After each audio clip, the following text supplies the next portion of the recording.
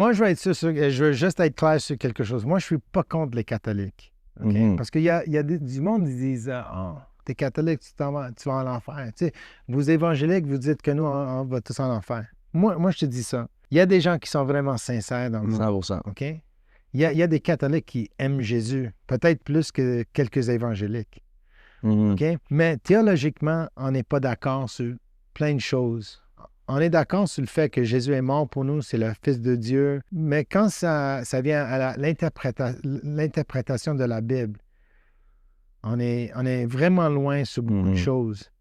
C'est pour ça que je vais être clair, je vais être sûr que tout le monde me comprend là-dessus, que c'est des dénominations qui existent. Ça, c'est pas créé par le Seigneur. Ça, c'est l'homme.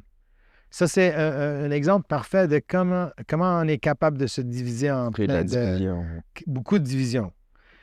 D'abord, la chose qui va t'emmener dans les ciels, c'est pas est-ce que tu es pentecôtiste, est-ce que tu es baptiste, est-ce que tu es presbytérienne, est-ce que tu es catholique. Non, parce que la demande que j'imagine que va être posée à chacun de nous quand on se présente devant Dieu, c'est est-ce que tu croyais dans mon Fils? Est-ce que tu vivais pour lui? That's it.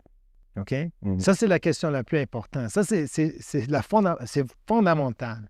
Parce qu'il y a plein de monde qui dit, et ça, c'est une des différences entre les catholiques puis les évangéliques. Les catholiques, il y a beaucoup d'œuvres qui sont attachées à leurs croyances. Ils disent, il faut faire ça pour gagner notre salut.